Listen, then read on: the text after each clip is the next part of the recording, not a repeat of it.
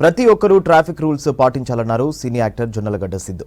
ప్రతి ఒక్కరూ డ్రైవింగ్ చేసే సమయంలో హెల్మెట్, కారులో అయితే సీట్ బెల్ట్లు పెట్టుకోవాలని సూచించారు. National road safety awareness month సందర్భంగా అత్తాపూర్లోని కింగ్ ప్యాలెస్ లో ట్రాఫిక్ పై అవగాహన కార్యక్రమం నిర్వహించారు సిటీ పోలీసులు. ప్రతి ఒక్కరికి ట్రాఫిక్ రూల్స్ పై అవగాహన కలిగి ఉండాలన్నారు. Hyderabad police commissionerate K Srinivas Reddy auto, truck డ్రైవర్ల కోసం క్యాంపుని ప్రారంభించారు సిటీ పోలీసులు.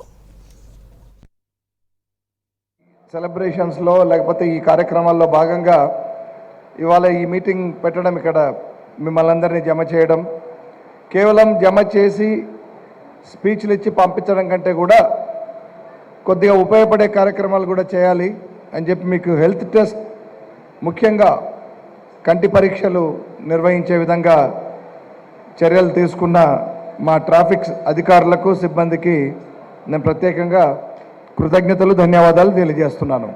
సొంతంగా మనం డిసిప్లిన్ పాటిస్తాం. రోడ్డు మీదకి వస్తే ఎందుకు పోతుంది ఆ క్రమశిక్షణ అంటాను నేను. రోడ్డు మీదకి రాగానే అది నా ఇల్లు కాదు, నా ఆఫీస్ కాదు, నా స్కూలు కాదు, కాబట్టి నేనేం చేసినా సరిపోతుంది. గుడి కాదు, గుడిలో పూజారి మన పిచ్చి పనులు చేస్తే తిడతారు. పూజారి ఎందుకు వచ్చిన వాళ్ళు మిగతా భక్తులు తిడతారు. మసీదు పోతే అక్కడ పిచ్చి పని చేయడానికి వీల్లేదు. చర్చికి పోతే సైలెంట్గా పూజ చేసుకొని రావాల్సిందే. అన్ని చోట్ల డిసిప్లిన్ ఫాలో అవుతాం. రోడ్డు మీదకి వచ్చేసరికి మొత్తం మర్చిపోతాం. ఇప్పుడు నాతో పాటు మా కాలేజ్ వాళ్ళే ఇంకోళ్ళు వస్తున్నారు బైక్ మీద. ఎవరో నన్ను ఓవర్టేక్ చేయడానికి ట్రై చేస్తే మా రెండు హ్యాండిల్స్ గుద్దేసుకుని నేను పడిపోయి, రెండు బైక్స్, తన బైక్ పడిపోయింది, మాది పడిపోయింది. I think we were driving at a speed of about 70 or 80. అప్పుడు నేను వేసుకున్న హెల్మెట్ ఈ పార్ట్ విరిగిపోయింది. ఈ హెల్మెట్కి ఈ పార్ట్లో ఒక చాలా పెద్ద హోల్ పడింది. ఆ రోజు నాకేమీ అవ్వకుండా నేను బతికే ఉన్నాను అంటే దానికి కారణం ఆ హెల్మెట్. ఎందుకంటే ఆ హెల్మెట్ చూస్తే నాకు భయం వేసింది. ఓకే, ఇది నా తల అయి ఉండేది అని అనిపించింది నాకు. ఇది నా స్కల్ అయి ఉండేది అని అనిపించింది.